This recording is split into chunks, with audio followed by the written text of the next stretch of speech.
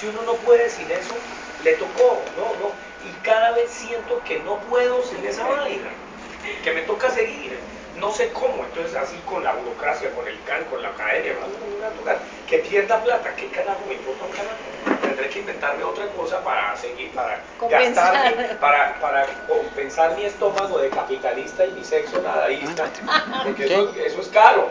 Claro, carajo, esa vaina, eso cuesta, pero tendré que seguir escribiendo. Sí. Porque a mí me gusta la buena vida, ni me ha faltado. Como nos gusta todo. Como a todos. Bueno, me gusta gente.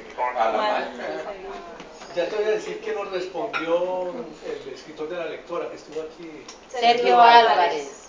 cuando le pregunté acerca, casi como de una profecía que tenía Gustavo Álvarez Gardiazabal, que decía, ya, mejor dicho, escribir novelas no está de moda, eso es un paquidermo, eso es un dinosaurio que escribe ahorita novelas, porque ahorita con esto de lo virtual, ¿tú qué opinas acerca de esa posición de Álvarez Gardiazabal? No, porque es que así sea, el que es escritor escribe así sea, así ya no haya papel, así ya no haya tinta, pues habrá estos bichos y habrá que escribir ahí, habrá que comunicar ahí. Claro, las formas cambian y por eso habrá otras formas, otros estilos de vanguardia, y por eso también mi protesta contra aquellos que no saben poner bien las aposiciones, y por eso escribo sin comas, pero las aposiciones están bien puestas y creo que hay un manejo del lenguaje correcto. Entonces, no, siempre habrá que escribir, siempre habrá que contar historias, ¿no? ¿Qué tal? Pues nos volvemos entonces como los gatos más bien, son más inteligentes entonces. Ellos no escriben, pero eso sí, si hay una capacidad que tienen los gatos, si algún día yo por alguna razón soy alcalde, así sea de un barrio o de una ciudad, me dedico, le pido a la gente que pague un impuesto voluntario para mantener gatos. Entonces hay quien los vacune, quien les da, porque ellos captan los movimientos telúricos. ¿Qué carajos de hacer simulacros que va a temblar? Simplemente si los gatos se enloquecen 2 horas antes, va a temblar. Entonces yo como alcalde patrocino, como en Roma uno paga un impuesto voluntario para todos esos gatos que se la pasan echados en el coliseo, allá, al calor, son gigantescos, los vacunan, les ponen un collar y hay gente que paga un impuesto para mantener los gatos, entonces yo haría eso. Entonces, si no somos capaces de escribir ni de comunicar, volvámonos como los gatos. Chao. Claro.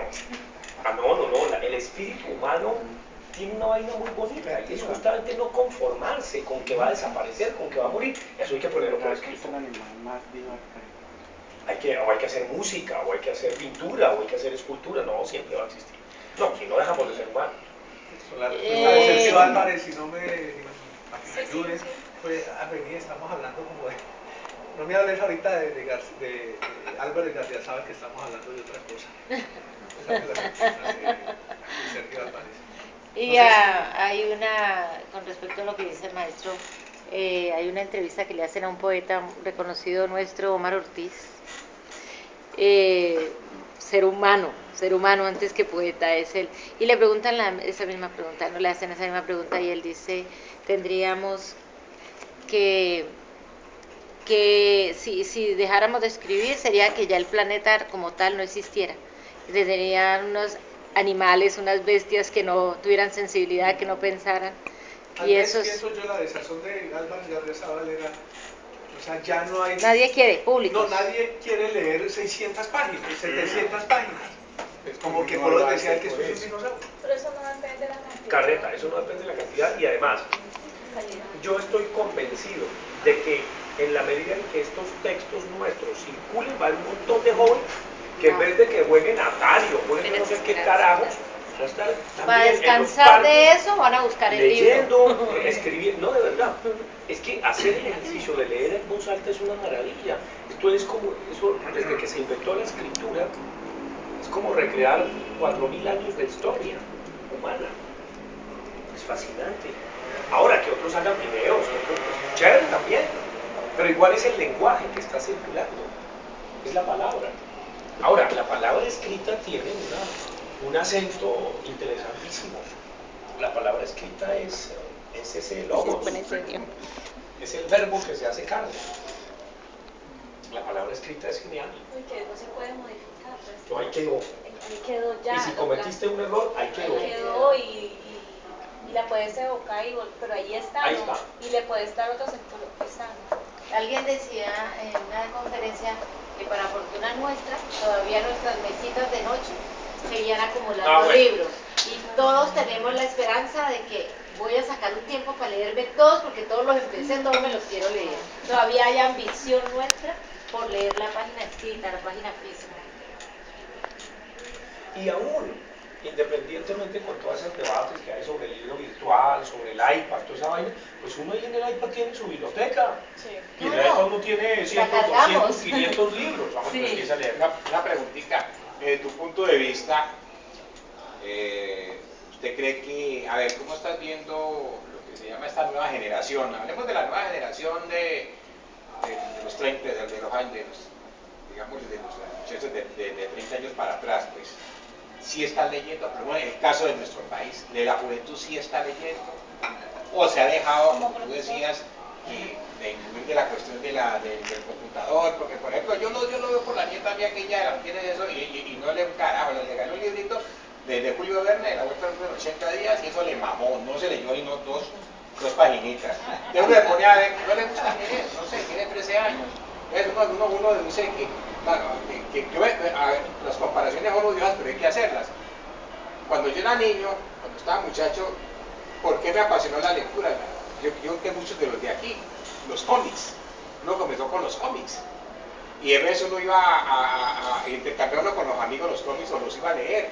Y luego ya uno se metió ya en libros ya un poquitico, ya de una lectura un poco más seria y todo, pero el cómic, sobre todo hay unos cómics que eran, que siempre le he comentado aquí, se llamaba Joyas de la Mitología, que hablaba de la guerra de Troya, que hablaba de las batallas ¿cómo es que se llama esto? Las Termópilas, bueno, todo eso, en fin, las historias de los vaqueros, pero era una forma de uno, era una, digamos, era de cierta, si podemos decir, una literatura ilustrada, pero uno se documentaba de eso. Ahora no sé, los muchachos, me parece que, no sé, creo que la juventud como que no está leyendo mucho, por ejemplo la juventud colombiana, no sé, ¿tú qué opinas de eso? Yo creo que leen otra cosa y escriben de otra manera. Cometen muchas faltas ortográficas, sintácticas, gramaticales con el lenguaje y particularmente con la lengua española. Sin embargo, sí tienen unas ganas terribles de comunicar. Cuando uno entra a una red social, están hambrientos, quieren devorar, quieren comunicar, así sean bobadas, quieren decir. Lo que pasa es que ya los sistemas educativos están mandados a recoger porque los profesores, nosotros, quedamos de dinosaurios ahí sí, y ellos nos dan sopa seca y sobremesa con las nuevas tecnologías, con las redes sociales, entonces nosotros toca ponernos al día. Y a los escritores nos toca también hablar de la vida cotidiana de ellos, porque si nosotros escribimos como escribíamos en la época de Madame Bovary, como escribía Flaubert, pues esas novelas no les van a llegar. Hoy hay otras problemáticas y eso hace que el mundo también se mueva, un poco lo que hablábamos ayer. ¿Se acuerdan cuando hablábamos de lo glocal? Es decir, ya la literatura enraizada, muy costumbrista, muy ubicada, pues definitivamente no le va a llegar a un muchacho que está en Facebook, que está en Twitter, que está en Internet, que está oyendo yo no sé qué conjunto de Islandia, de rock. Toca algo muy local, pero al mismo tiempo global. Y obviamente esto nos invita a las nuevas generaciones a poner sobre la mesa esos temas, esos sujetos, esos personajes nuevos, raros, que se mezclan y a comunicar también ahí. Pero yo creo que esto no va a desaparecer. No, lo que pasa es que, claro, también en un país como Colombia hay una tradición de leer muy poco. Si uno compara cuántos libros se lee un colombiano, cuántos libros se lee un alemán, un francés, pues nosotros apenas 1.2 y eso. Y 1.2, eso se concentra en las grandes ciudades. Pero hay gente que en su vida no ha cogido un libro. ¿Y cuántos lee un francés promedio y un alemán promedio? Son 6, 7, siempre están leyendo. Además hay un problema y es que los libros nuestros son muy caros. En Colombia son muy caros. No tenemos industria de bolsillo, de libros de bolsillo. Entonces es una desgracia porque las políticas culturales no le apuntan a eso. Entonces cuando uno ve cuáles son las grandes editoriales, Alfaguara, y son de afuera, ¿no? Entonces, por ejemplo, la otra orilla, que era de Cali, que era el grupo Carvajal, quebró o no les gusta ya el negocio y cerró. Toda esa producción de novela interesante.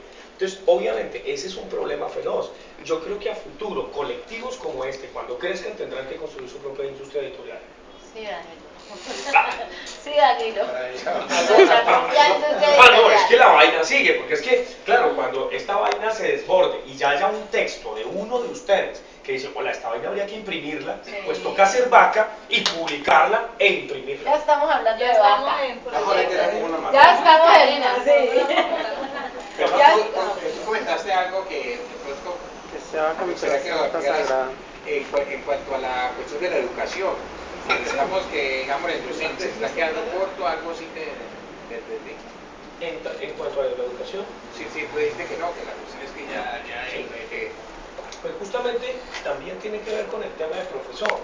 Si Es vemos el la profesor. portada, en la portada están las sillas de los alumnos, pero la del profesor desaparece un poco. Es decir, la imagen, la idea de alguien que se las sabe todas, que va a enseñarle a los pobres niños a que salgan de la ignorancia y se civilicen, un poco la idea de Rousseau, de sacarlo de la barbarie a la civilización en el Emilio, que es la idea clásica de la pedagogía. Hoy día corresponde a otro modelo, correspondería a un modelo menos pedagógico, menos educativo, sino de acompañamiento, de iniciación. Y eso está por descubrirse, eso está por implementarse, eso está por hacerse.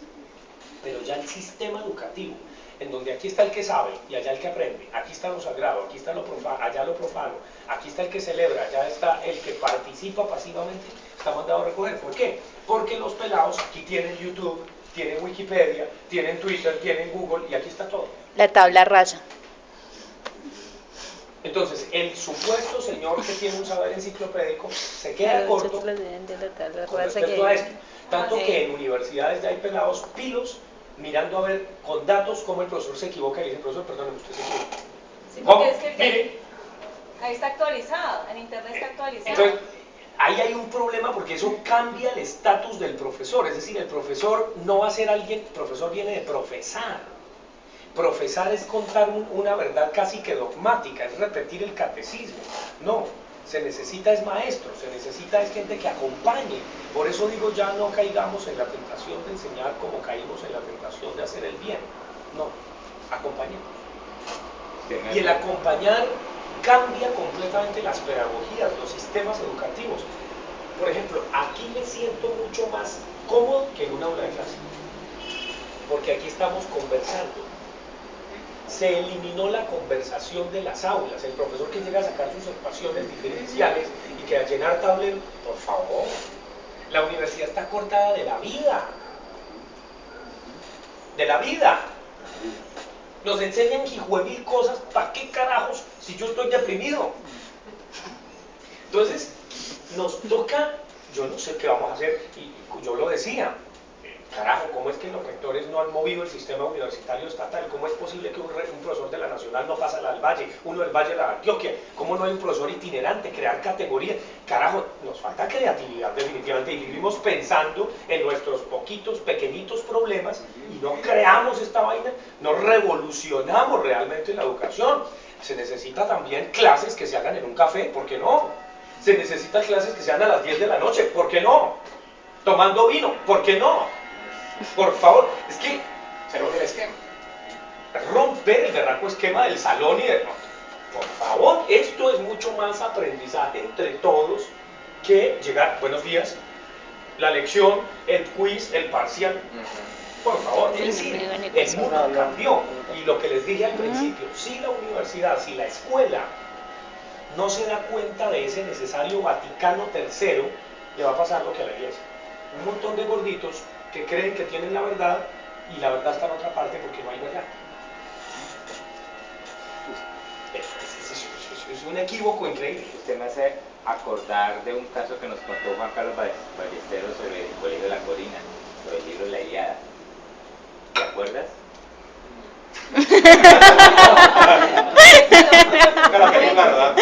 Pues de un profesor que les puso a los estudiantes a hacer un análisis de la Ilíada con los personajes del libro, lo leyeron y lo saben.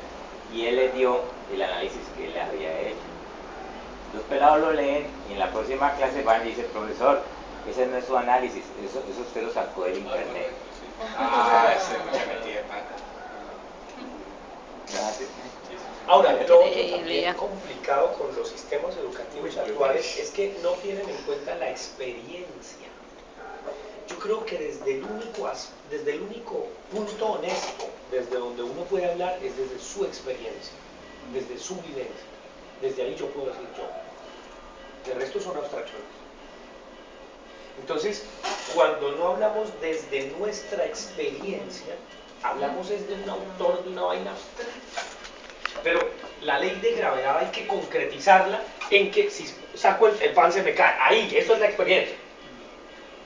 Es decir, yo aprendí, por eso el profesor es un homenaje también a mis profesores, porque yo soy lo que soy gracias a todos estos monigotes maravillosos que me enseñaron a ser así de contestatario y de perverso y todo. Todo eso es la culpa de mis papás, de mi mamá y de mis profesores y profesores. La culpa de ellos. Pero es un homenaje a ellos. Yo aprendí matemáticas con Carlos Eduardo Vasco, el que fue jesuita, que fue miembro de la comisión esa de los 10 sabios de Gaviria, en las baldosas, haciendo ecuaciones diferenciales en los baldosines. Así sí se aprende matemáticas, no por el abstracto. Sacando en las frisos y en las simetrías de las mochilas, aprendíamos matemáticas y cálculo diferencial. Ahí, pues es que eso sí es un berraco matemático que me traslada a la vida real y concreta. Bueno, ¿para qué sirve ¿sí eso? O sea, ¿para eso qué? con qué se come? Pero es que nosotros aprendimos eléctrica y no sabemos cambiar un poquito. Se nos funde una roseta y no. Bueno, pues ¿para qué carajo me enseñaron eléctrica? Y con maestría. ¡Ay, con maestría! Podríamos pasar a otro tema. Lo tiene al lado, ¿no? Con maestría y eso sale corriendo. ¿Sí ven? No, entonces, claro, es que una educación que no le enseña a los muchachos a pegar un botón porque son machos, está jodida ahora. O que no nos enseña a cocinar. No, es que no todo el mundo tiene que ser doctor, eso es una adefesio. Este país ha subvalorado la educación técnica y tecnológica, Dios mío.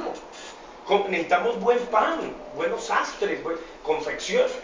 No, es que eso ya me empiezo a alterar. Ya llegó la voz. Ya llegó la voz de alteración. Nilsa, una compañera de Salos Literarios que ahorita está en Nariño, en Tumaco, decía que ella en su maestría en Barcelona, que a ella y ella es bastante feminista y está en contra del ataque de la mujer, hemos dicho, es una feminista ultranza. Pero nos decía que qué importante era que la mamá le enseñara a cocinar y a cortar el pelo, porque ese cortar el pelo... Bueno, sin quebrarle el plato a Claudio, por favor, ya les trae pan. Aquí a uno no lo meten a cursos de peluquería, nada de esas cosas. Por favor, si algo yo le agradezco a mi mamá, me acuerdo, una vez se me cayó un botón de la camisa. Entonces yo quería ir a jugar y que ella me pusiera el botón. No me dejó ir a jugar hasta que yo no lo hice. Y pues cada vez que se me cae un botón, lo sé hacer. La mejor enseñanza. Entonces me acuerdo de ese momento y digo, no, qué verdad que... ¿Cómo es que no nos enseñan a cocinar? No, es que cuando vemos la división del trabajo, la cantidad de cosas que hay que revolucionar en términos de acompañamiento, de iniciación, ¿cuál educación? Una iniciativa. Claro, no, es increíble todo lo que tenemos que transformar y eso se transforma en esos espacios en donde definitivamente, pues, a veces creamos una cantidad de incapacitados, de inválidos en nuestros hijos, en nuestros estudiantes, porque repiten y repiten cosas que no les van a servir para la vida. Exactamente. Y además el saber práctico que lo tienen en abstracto no lo saben comunicar. Entonces es como allá hay todo científico todopoderoso que se la sabe, entonces el ingeniero hace el cálculo del puente y si a él se le cae, pues es a él. Pero es que eso se puede comunicar. Entonces nos toca... Ese es un jalonazo muy fuerte, que toca hacer con la educación. Por eso es que pongo siempre el profesor con signo de interrogación. Cierto. Fabián, bueno, no he tenido oportunidad de leer el libro El Profesor, pero sí tuve oportunidad de ver el debate que tú le das. ¿Fue en la universidad? Con la presencia del libro. En la Tadeo. En la Tadeo, perdón, gracias. Entonces, hablando, o sea, uno como que se va... Escucha pues estamos conversando sobre el tema de la educación y tú decías ahí, detrás de eso que se explica, detrás de que eso, de lo que se explica sobre la educación desde los tiempos inmemoriales, ¿no?, hasta el presente, está la trastienda, y la trastienda hay quien la atienda, ¿no? Es decir, la gente llega a decir, hay de esto, y de eso no hay, pero hay de esto, y esto es lo que lo va a aliviar. Entonces yo veía la representatividad del debate que tú le dabas al patrón, ¿cierto? Y ahí está el encarnado. Ese es el sistema educativo obsoleto, caduco, reaccionario y ultragodo. Yo me quedo, ahora, y yo he pensado hasta allá, y creo que es neofascista, en el sentido de que nosotros, la educación que nos han dado, incluso en la misma manera de expresarnos, hablar, y yo creo que esa es la, bueno, yo no voy a decir que la genialidad tuya, pero tu particularidad, tu singularidad, es eso, de que nosotros, para decir, mire, eso está roto, o está dañado, o no me gusta usted, o no me vive así, ha reinado, es una educación aparentadora, escondida, hipócrita, falsa, de doble faz. Y eso no nos ha permitido, pienso yo, llegar a unificarnos, y es eso lo que el patrón, cuando plantea de que los universitarios sean soplones, ¿cierto? En esencia es que les subestima y es sabedor que ese nivel académico y un poquito más allá está a ese nivel que él quiere. Yo claro, pienso que ese es uno de los dramas terribles que yo llamo de los eufemismos. Una cosa que tenemos que empezar a hacer en Colombia es llamar las cosas por su nombre. Que no sea el síndrome de Estocolmo, que entonces violan a la niña y entonces la mamá le dice, dele gracias a Dios que quiera no la mataron. Que lo están aterrorizando a uno, secuestrándolo en un taxi y le dicen, no, le hicieron fue el paseo millonario.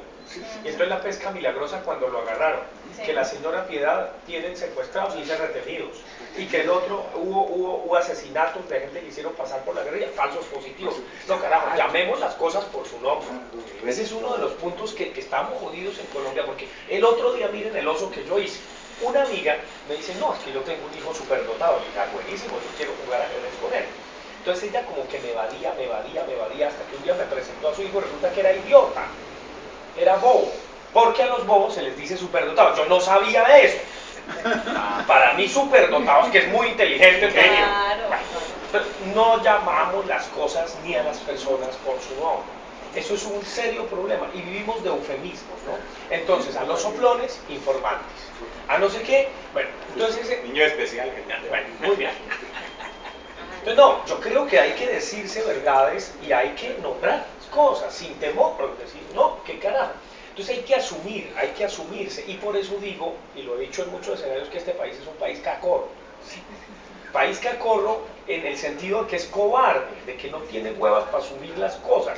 Entonces hay un señor casado que tiene a la señora y le gustan los pelados, y se va. Entonces eso es cacorro, no, asuma, carajo, ¿sí me hago entender? Entonces, salga del closet. Claro, y así todo, pero es un ejemplo de la cobardía del país.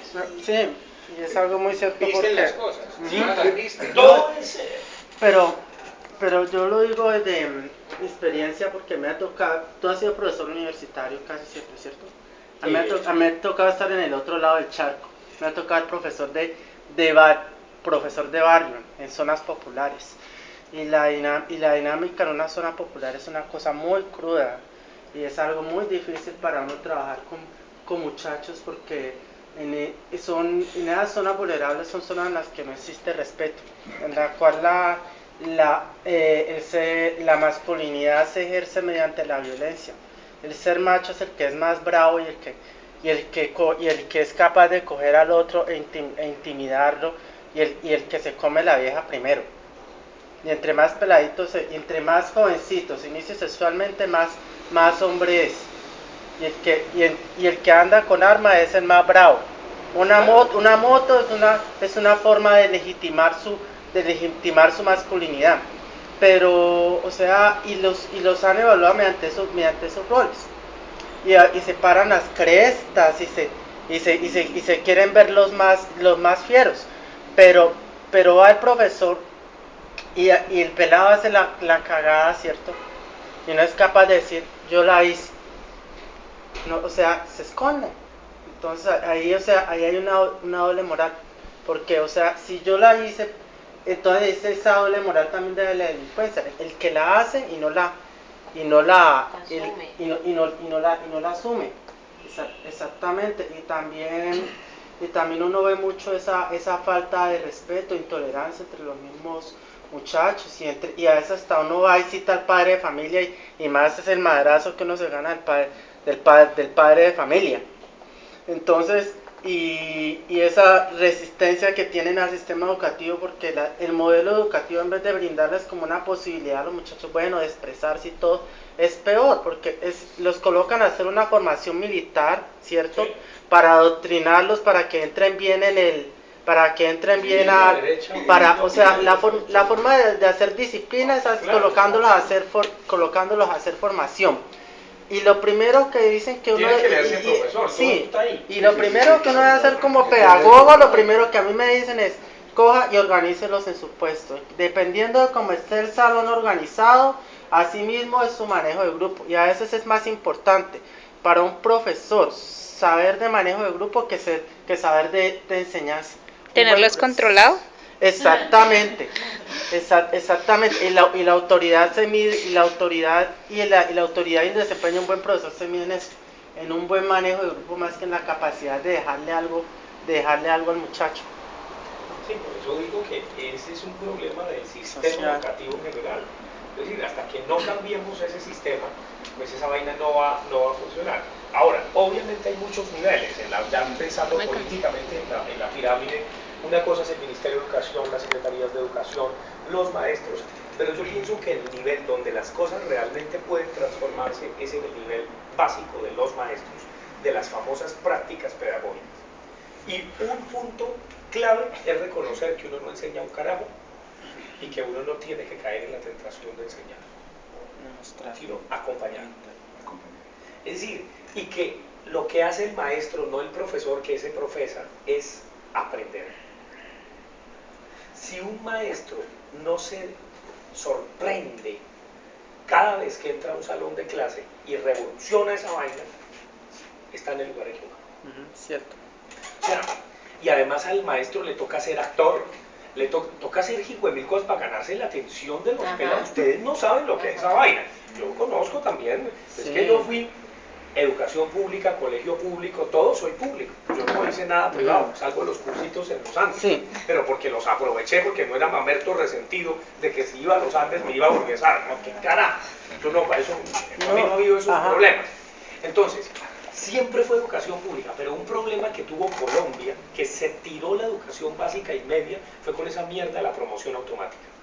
La promoción automática perrateó el sistema. Había los INEM, había los grandes colegios públicos, se los tiraron todos. Porque claro, cuando tú tienes 50 alumnos y todos pasan, pues es muy difícil en un colegio público, mientras que en uno privado tienes 20, dialogas con ellos, hay un seguimiento mayor, mientras que en el público es media jornada, en el privado es toda la jornada. Fíjense la inequidad social. Cierto. No. Entonces, esa vaina tiene, es decir, esto obvio, tiene que haber una cosa grande a nivel del sistema, del ministerio. Ponen de ministro de Educación a una vieja que sabe hacer negocios, perdón, ¿qué carajo? Si me echan, yo se lo digo, se lo he dicho 1000 veces. Es decir, no, ponen a alguien que no es del medio educativo, ¿sí eso es muy jodido. Y se la pongo más cruda. A mí me tocó estar con profesores universitarios cuando les daban las capacitaciones de pedagogía, y eso era otro cuento, porque con profesores de la del Valle y con todas las universidades, y no sabían hacer un ensayo, un escrito, y cuando llegaban los pedagogos, ¿cierto? Entonces se daba la clase y el pedagogo pasaba el mamotreto, ¿cierto? Lean, y llegaba el pedagogo y era a hablar en clase, y nunca mostraba, o sea, los modelos nunca aplicaba los modelos pedagógicos en la clase como tal, para ver de qué era esa dinámica. Entonces, pero lo bueno era que cuando estaban en la clase, entonces me acuerdo tanto que ese pedagogo decía: no, es que lo que pasa es que yo no vengo a enseñarle a ustedes, yo vengo a dejarlos con las dudas y las preguntas. Entonces todo el mundo salía mirándose y conflictuado, y salía más confundido de lo que estaba, pero pues En últimas, cuando ya uno reflexiona sobre eso, esa es parte también de la función de un profesor, dejarle preguntas a uno y dejarlo más confundido de lo que uno está. Pero pues, yo quería indagar un poquito. sí, pero espérate, Raúl, un momentico, pero pues, en un sistema educativo que es como el que uno está, ¿cierto? Eso, más que eso, le piden las respuestas. Cuando un profesor coge y lo aborda con preguntas, es que el profesor me dice, me coge y me aborda con un poco de preguntas, pero no me da las respuestas. Así es.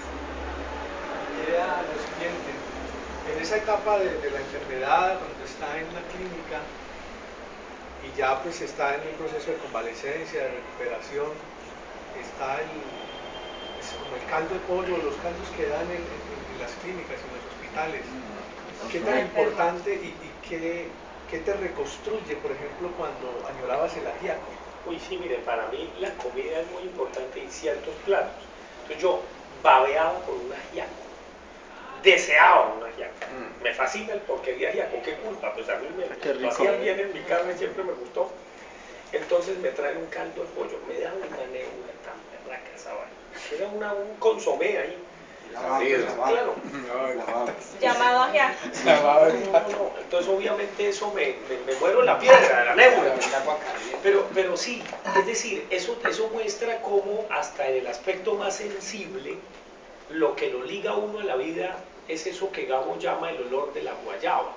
Es decir, es esa sopa materna, esa vaina, la guapanela con leche, yo no sé, esas cosas que le dan a uno y que lo van a marcar para siempre, pues eso es de lo que uno se agarra cuando vuelve a la vida. Yo quería una ajiaco y no me dieron una ajiaco, entonces tenía mucha rabia. Obvio, después de que ya ha pasado que 3, 4 años, yo creo que sagradamente todos los viernes, un día de la semana, voy y me como mi ajiaco donde me gusta y como me gusta. Porque eso también, como para ustedes, no sé, comerse un pusandado, una vaina, lo necesita. Eso es muy importante. Eso es lo que nos liga a la vida. Otra cosa que la tocamos así como tangencial me pareció acerca de la música en la novela y que la nombras con, pues ahí está como la anécdota de ese trabajo de poner a los otros a que hagan su investigación con canciones, pero también está aquí, sí. ¿Qué tan importante ha sido la música?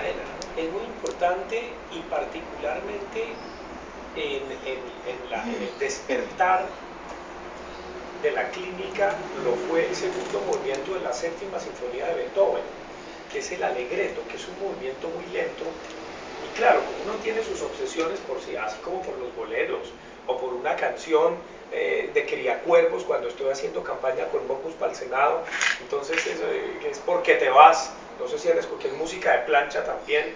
Asimismo, el segundo movimiento de la séptima es muy importante porque, y es tan obsesiva esa sinfonía para mí, que ahora que estoy dirigiendo el ICANN y celebrando el centenario de las primeras excavaciones en San Agustín, el 8 de diciembre de este año vamos a tener en el Alto de Lavapatas, que es el sitio más hermoso, desde donde se ve todo el Alto Magdalena, la Sinfónica de Colombia interpretando la séptima de Beethoven con el presidente a bordo de toda la vaina.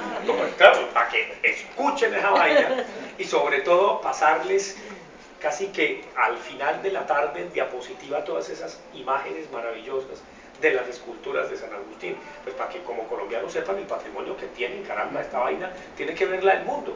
Entonces he hecho el experimento de recorrer el Bosque de las Estatuas, que es un sitio muy hermoso del parque arqueológico, escuchando en el iPod el segundo movimiento del Allegretto, y eso es una cosa sobrecogedora. Entonces no, la música tiene mucho, para mí es tan importante como el ajiaco. Es decir, así como hay boleros en el tramoyero, así como aquí cito una y otra canción, como está el compás del cha-cha-cha que despierto, seguramente, y es bien curioso, ahora que caigo en cuenta, despierto en el compás del cha-cha-cha porque eso era lo que mi mamá cantaba cuando yo estaba en su barriguita, después me lo contó. Pero eso lo acabo de realizar en este momento, porque mi mamá no leyó, pero yo ya se había muerto. Entonces es muy curioso, porque ella me contaba que le encantaba el compás del cha-cha-cha del tren. Entonces lo curioso es que cuando resucito o despierto del coma, porque ya todos me daban por muerto, es que veo a los enfermeros médicos quitándose tapabocas y empelotándose, haciendo trencito, bailando al compás del cha-cha-cha. Es un volver como a nacer también, ¿no? Es bien curioso cómo esas evocaciones de infancia, eso no lo dije, pero fíjate, lo realizo en este momento, me doy cuenta en este momento de eso, tiene que ver probablemente con que le gustaba mucho a mi mamá el compás del cha-cha-cha. Ya se sabe que vienen otras 2 novelas que son parte de la saga, 4 novelas, donde le vas a dedicar, digamos, un homenaje también a tu padre y a tu madre.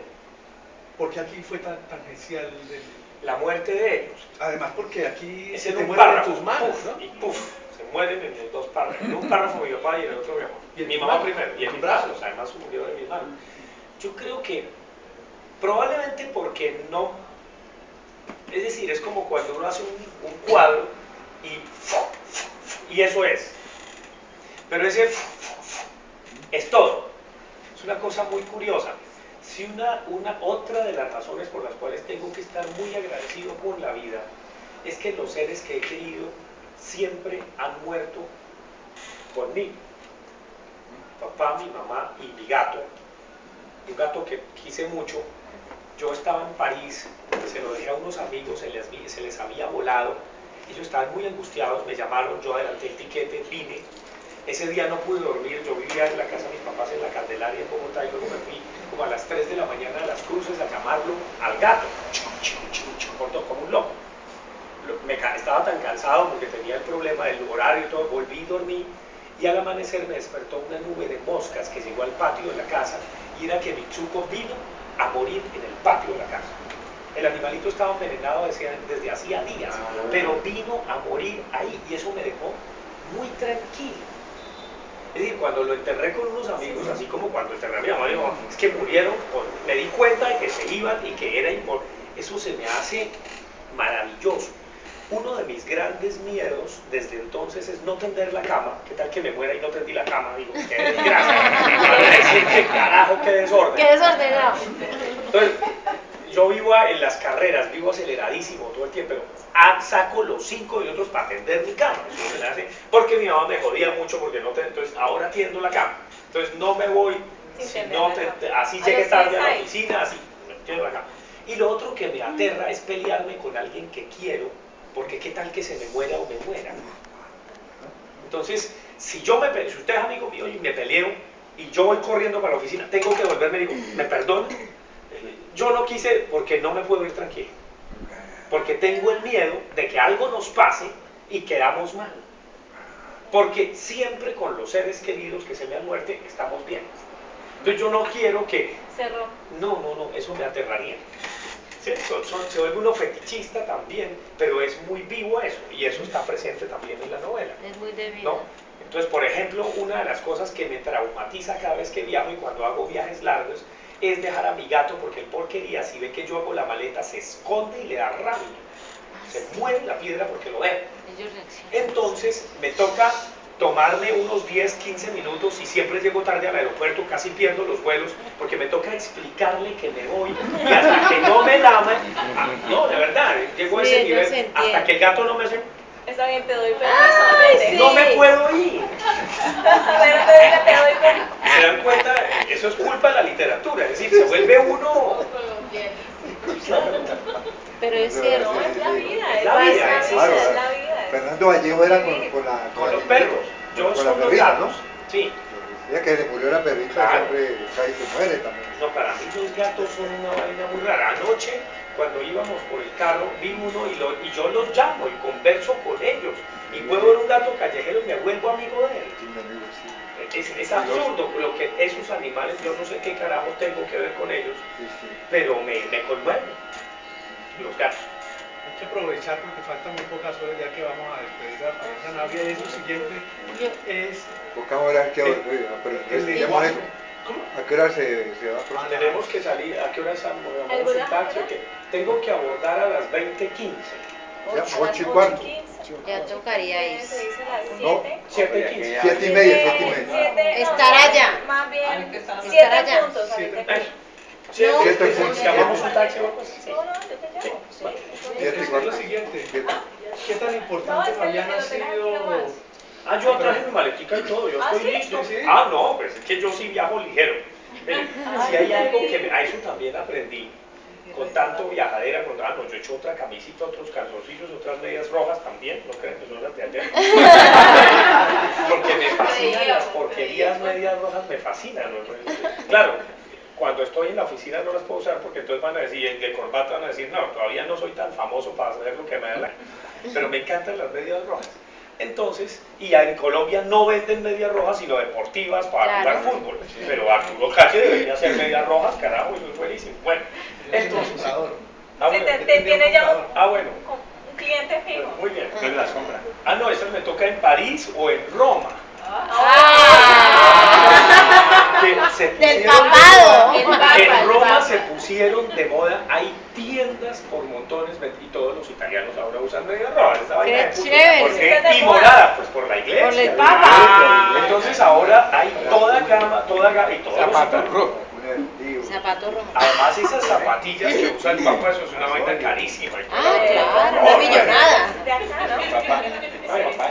Vea, Pero, Bueno, entonces no, yo viajo muy ligero y ya estoy listo, o sea que podemos salir 7:30. 7:15 que llamemos el taxi. Ah, no, pero como yo. Yo quería contarle algo antes. sí. Todavía no. Volver a lo triste, porque estábamos en algo muy A ver, entonces hermoso. vamos a los dolorosos. Vamos a los dolorosos. Ya estábamos en los gozosos. Pero espera, yo le hago una pregunta que es de los... ¿De los gozosos? Sí, para pasar, es lo siguiente. El lenguaje, el idioma francés te seduce mucho más porque llevas muchos años. ¿Eso qué provoca en ti también en la literatura? ¿Quieres verte publicado en francés? Ah, claro, estamos traduciendo el tramoyero ya al francés y va a salir en francés y este también lo van a traducir. No, ese idioma me gusta. Pues hay dos cosas muy chéveres, miren. Yo quiero mucho a París y a Medellín. Curiosamente, quiero más a Medellín que a Bogotá. Yo no sé si ahorita menos porque ya como conseguí Retosadero, ya definitivamente todos los días veo Monserrate y esa vaina me encanta y el centro de Bogotá me gusta. Me da jartera a veces tanto frío que me deja sin voz. Pues como soy tan irresponsable, allá en Bogotá uno no puede andar en camisa. Salgo en camisa, entonces claro, se jodió porque entonces le dio resfriado. Entonces toca estar bueno, pero entonces Medellín me gustó mucho porque cuando terminé el doctorado en París no había cupo en la Nacional para ser profesor en Bogotá, sino que me aposté a una plaza en Medellín y me la gané, entonces me fui a ir a Medellín. Y ahí conocí grandes amigos, yo venía huyendo de mi mamá que me controlaba y me conseguí 4 mamás, que eran profesoras que me controlaban hasta las medias que usaba. Porque las mamás paisas son de un controlador fascinante, bueno, pero las quiero mucho. Uno las quiere mucho porque a las mamás hay que hacerles caso. Bueno. Entonces, mi mamá sabe por qué, eso no hay nada que hacer. No vive peleando con ellas, pero hay que hacerles caso. Siempre tienen la razón. Sí. no, pero pues. ¿Qué suena? Bueno, entonces Medellín pasé, yo creo que los momentos más felices de mi vida, esos 3, casi 4 años que viví en Medellín, para mí fueron muy gratos. En medio de la godarria paisa, en medio de que no les gustan los cachacos ni los rolos, pero me acogió esa ciudad de tal manera. Y claro, con Medellín tengo esa ambivalencia muy vallejesca de porque te quiero, te apoyo. Obviamente hay muchas cosas que odio de Medellín, pero no me paso y aquí hay cosas, pues cuando lean, pero espantosas, muy vallejescas en ese sentido. Esa vaina de que partan las servilletas en 4, de que ahorren, esa mezquindad me pudre. Es decir, no, hay cantidad de cosas que yo no soporto, pero adoro esa ciudad. Me encanta. Me encanta. Y París es una ciudad donde los parisinos son una mierda, son detestables, te botan las monedas, son odiosos, pero me encanta. Me encanta porque son solitarios. Cuando una persona que uno no la conoce dice ese es un pedante, es en el fondo que es un solitario. Entonces París es una ciudad llena de solitarios. Entonces es muy curioso, claro, hay gente que vive su soledad. Entonces yo me siento en casa porque yo soy otro solitario. Quizá asumo mi soledad y me la gozo, me fascina. Yo a las 3 de la mañana hacerme una sopita de tomate, yo soy feliz. Yo soy nocturno y solitario, eso me encanta. Para mí madrugar es lo peor del mundo, ahí sí sufrí en Medellín. Entonces cuando yo llegué a Medellín les dije, si ustedes quieren que yo dure aquí, pónganme clases a las 11, no a las 6 de la mañana porque me voy mañana. Y me complacieron, me fueron muy me sentí muy consentido porque ya dijéramos que cuando llegué a Medellín, los paisas viejos que estaban ahí ya eran abuelos. Entonces, no eran, entonces yo fui como su nieto, entonces me alcahuetearon. Siempre he dado con alcahuetas, ese ha sido el problema. Por eso es que soy tan jodido. La culpa, mi papá me consintió, entonces mi papá era un abuelo. Él no fue papá que la acorrea a uno. El viejo me alcahuetea todo. Mi mamá era la que era moralista y ordenadora, porque era más joven. Pero mi papá siempre fue un abuelo. Y en Medellín di con abuelos. Entonces, para mí, si hay algo que es sagrado, si alguien me pregunta cómo puedo señalar una metáfora de Dios, Dios es un grandfather, un abuelo. El abuelo es una maravilla, porque el abuelo ya no se toma la vida en serio, relajado. Entonces, para mí, lo más bondadoso, lo más maravilloso de un maestro, de Dios, si se quiere, como metáfora, es un abuelo o una abuela. Eso es lo más maravilloso, porque es que son alcahuetas. Es decir, aunque lo regañen a uno porque uno la embarra, dicen, ahí está bien, venga. Y eso es muy bonito. Yo por eso digo que los colombianos se crían muy bien con los abuelos y con las abuelas. Eso es una garantía de que nos van a criar. Cuando no tengan con quién dejar a sus hijos, mándense al abuelo y la abuela y ahí... Toda la libertad y todo el amor. Bueno. Toda la libertad y todo el amor. Es muy bueno. Sí. Eso es una garantía de buena crianza. No con la empleada del servicio ni esa vaina. No. Los abuelos son buenos porque ya vivieron, ya bueno, entonces, pero no sé por qué me salí por la tangente, tal vez, si me preguntaste. No, desde el idioma. Y el idioma obviamente me fascina hablarlo, escribirlo, traducirlo. Me sentí muy bien la semana pasada traduciendo todas las conferencias de Maffesoli, así en simultánea. Ese país me gusta. Los franceses son jodidos, pero me caen bien. Me gusta, uno de mis grandes problemas que tuve 66 días de diarrea es que la gastroenteróloga me prohibía el vino y los quesos. ¿Qué carajo? Ya con el colon que volví a tomar vino y otra vez voy a volver con los quesos, entonces que no me jodan todavía. Entonces me gusta la comida francesa, así como el ajiaco, hay un plato francés que me fascina, que es la blanquette de veau, que es un arroz que hacen con ternerito, con carne de ternero y zanahoria y champiñones, esa vaina me chica. Y la sé preparar, entonces bueno, la comida de ellos es muy buena. Hay que hacer una invitación. La vida, y lo hacemos, y la vida nocturna francesa es muy buena, la vida cultural, toda esa vaina es muy chévere, todavía hay de eso. Sí. Ha cambiado mucho París porque ahora es otra cosa, pero en el fondo sí me gustaría vivir en esa ciudad por ahí cuando esté más viejo. Sí me gustaría, si tengo plata, porque eso es carísimo, es una desgracia, y vale un riñón. Vivir bien, que yo no quiero ir a estudiar, que uno estudiante se acomoda todo, va a comer al restaurante universitario, y calientas y toda esa vaina, pero no, vivir en París es para uno irse a un restaurante, qué carajo, y si son las 3 de la mañana tome un taxi, así que son Mercedes-Benz, y así le valga 50 euros, pues qué carajo. Sí, pues sí, porque pero por eso digo, entonces todavía no puedo porque soy pobre, entonces todavía no me tocaba, quién sabe qué negocio nos tocará inventarnos a veces. La poeta Angélica, muy chico para ir muy chico de salud. ¿Tiene el nombre de las pastas que...? Colon Care.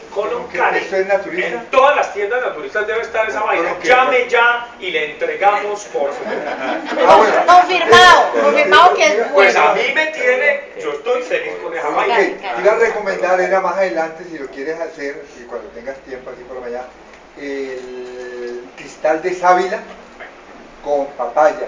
Y lo puedes variar más adelante con mango o piña, y te mantiene bien de aquí y te limpia el colon. Y sobre todo con el estrés tan berraco que uno maneja en los contratos y la burocracia, que no sé qué, todo da para el colon. Bueno, esa es la realidad de hoy día. Los dolorosos. A ver, ya entramos a los dolorosos. Yo soy muy escéptica y este país me duele demasiado, de pronto lo han visto en algunos poemas míos. ¿Hay esperanza para que ese cambio que tú dices educativo se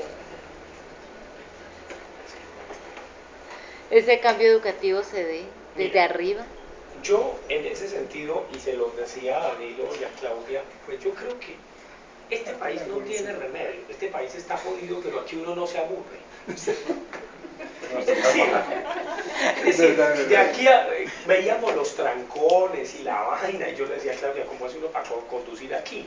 Pues pucha, es que es ver, y cuando uno ve todo, la seguridad, pues eso por hagámosle que para nuestros nietos o tataranietos medio esté un poquito mejor, pero no. Ahora, lo que sí hay que sacarle partido a este país es que como uno no se aburre, hay escenarios como estos. Pero ya arreglar el mundo, que los políticos sean honestos, que el cambio es mañana, que... ¿Voten por mí? Vote por mí. Mire, por favor, es decir, yo ya no creo en esa vaina, eso son cacorradas también. No, mire, lo serio es que a mí vamos a tomarnos un tinto con pan y ensado, literal, eso sí, es decir, ya no es, y eso en el fondo, pero eso en el fondo también es planetario, es decir, a nosotros nos enseñaron que la ciudad celeste o la ciudad terrestre, el comunismo o el cristianismo estaba allá, afuera. No, es aquí y ahora. Es decir, ya el mundo no le apunta a un proyecto salvador, salvífico, sino a un trayecto vital. Ese es el mundo que nos tocó vivir, para lo mejor y para lo peor. Muchos jóvenes ya no quieren tener proyecto, pero quieren gozarse el trayecto. Entonces, la idea de la esperanza es interesante como movilización social, la utopía es interesante, pero cuando la esperanza se realiza, ha conducido a las cámaras de gas y a los campos de concentración y a la Inquisición. Es decir, la esperanza impuesta es muy jodida. De derecha o de izquierda o de centro o lo que sea. No.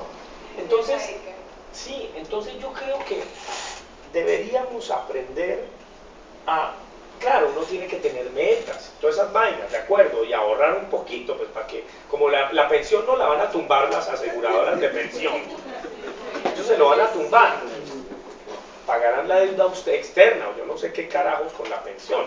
Entonces, como eso es un hecho, y toca ahorrar y tener cositas, y bueno, un ranchito, un techo. Una mejorita. Un retozadero. Pero dijéramos que uno sí puede contribuir a que el mundo sea mejor a partir del próximo, de los vecinos, del suyo, de los suyos. Pero ya cambiar el mundo, salvar la humanidad, hacer un proyecto de ley, reformar el sistema educativo estatal, pues eso es muy jodido. De pronto, si uno llega a una posición de poder, pues de pronto lo matan por tocar calle. Lo más seguro. Lo más seguro. Entonces, pero pienso que la mejor revolución, como las mejores revoluciones simbólicas de la humanidad, casi siempre las realizaron profetas religiosos, genios científicos o artísticos y rara vez un político. Eso sí, miren la historia y muy rara vez un político, pero siempre fue o un líder religioso o un genio de la música o de la ciencia o del arte o un loco de yo no sé qué cosa, pero rara vez un político. Eso sí se los puedo garantizar. Entonces, el gesto más político, no de la política, yo diferencio lo político de la política, es hacer poesía, es hacer cine, es hacer videos, es hacer un poco como Andrés Caicedo. Yo creo que eso es hermosísimo. Una generación entera de jóvenes fue marcada por ese señor, por ese pelado. Y eso es maravilloso. O por Mayolo, o por toda esa gente que hizo cosas. Eso me parece más revolucionario que un proyecto de ley. Me da pena con los políticos. Y de la rareza de los políticos, ¿cuál? ¿Y de qué? No, rara vez un político, ¿cuál de los poquitos? Bueno, pues hubo Lincoln, ahí vimos que obviamente fue una tramoya la liberación de los esclavos, en eso Skipper tiene razón, pero es que la política siempre funciona así, mi amor. Si tú quieres que el berraco proyecto te lo pasen, tienes que hablar primero con los senadores, tener lista la votación y luego votan. Así ha funcionado siempre. Por eso digo, yo no puedo creer que haya gente tan ingenua que crea que el Espíritu Santo se posa en cada cardenal para elegir al Papa. No. Eso ya está cuadrado, ya es verdad. Bueno. Pues de pronto faltarán algunos detallitos. No, pues. eso no, eso ya está cuadrado. Ese cuento del humo, eso ya no tiene que cuadrar. ¿No? Bueno, entonces, ¿qué otros líderes políticos? Churchill, un poco Gandhi, pero Gandhi era un líder religioso más que político. Claro, hay genios políticos también, pero son raros. Y cada vez son más raros. Julio César. Martín Luther En fin, claro, la historia ha habido, pero fíjense que ellos venían de otro lado antes de ser políticos. Y tenían que ser unos visionarios berraquísimos, ¿no? A poder transformar su mundo. Pero generalmente las grandes revoluciones simbólicas son las que cambian los modos de sentir, pensar y actuar. Y eso lo hace sobre todo el arte. O sea que sí hay esperanza por ahí. Una pregunta, ¿sí? Un mochito pequeñito. Me están preguntando el valor de los libros. Bueno, miren, en las librerías está Profesor en 40 y Tramoyero en 30. Yo en estos encuentros Profesor en 30 y Tramoyero en 20. O sea, el combo. Menos 10 de los 10, el combo 50 si combo quieren. 50. Y ahí está, muy bien editado, eso sí es una cosa impecable, estoy muy contento con eso, pues los que quieran, en fin. Dime. Usted ayer hablaba de que había hecho, o sea, no le pareció muy bien haber hecho el cambio de profesor a político, pero ¿qué lo motivó en ese momento a tomar esa actitud de cambio? Pues, disculpa, todos están profesor. Todos están profesor. Sí. Es muy bueno porque yo me lancé con Antanas al Senado porque era para hacer el oso. Yo estaba convencido que no iba a quedar cuando fue Visionarios, entonces por eso, como sabía que eso era por hacer el oso, realmente lo que me gustaba era eso. Una vez más, como con la religión, la estética. Entonces esa vaina, esa campaña, hay un capítulo completo en donde ustedes se van a morir de risa de todas las payasadas que hicimos, pero porque no teníamos ningún eco. Eso ya no fue la ola verde fue después, ahí yo no estuve, y obviamente le doy muy duro a Antanas. Al final él se llama Atanasio Moscus en la novela, entonces van a leer todo eso muy bien. Ahí también está Nicolás Montero. Sí, claro, que se llama Nicolás Monterroso, lo pongo, ahí aparece. Fabián, pues así en ese orden, no sé si ya viste algunos primeros que preguntaron de fenómeno contemporáneo sobre Chávez, ¿qué opinan? Bueno, pues sí, hicimos un programa sobre él y todo, también un debate que hubo. Pues básicamente, miren, la gente jodida en Venezuela estuvo durante mucho tiempo y esta oligarquía nunca la vio. Cuando llegó Chávez al poder, su gran estrategia fue ver a esa gente y ayudarlos. Y algo que es bastante revolucionario, bastante atrevido, es todas las ganancias del petróleo, dedicarlas allá. Pues, invertir ahí, y obviamente de 30% de pobreza pasó a 7%. Luego ahí hay un cambio, por lo menos estadístico. Pero el problema es que para poderse mantener en el poder tuvo que politizar la miseria.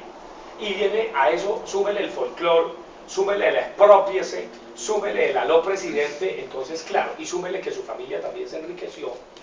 Entonces, pues como todo político, bueno, eso es lo que puedo decir. Ahora, ya cuando uno compara dos caras de una misma moneda, los consejos comunales de Uribe y aló presidente son dos caras de la misma moneda. La una izquierda y la otra derecha. Pero con el mismo formato. Y cuando ustedes miran de dónde salieron los consejos comunales de gobierno, fue un invento del ingeniero Alberto Fujimori. En Perú. Ese fue el que se inventó esa vaina, que son formas de neopopulismo contemporáneo que cada vez las van a usar más políticos en América Latina y en el mundo. ¿A qué horas? A las 7:30. 7:30. Ya O sea, 45 hay que contar a las 7 para poder la foto, la firma. Ay, las firmas, sí. Todo, toca que... Eso, para escribir. Ya estoy lista. Ustedes más dolorosos que los más dolorosos. Uy, más doloroso que no haya un cambio en esta educación no puede haber para mí.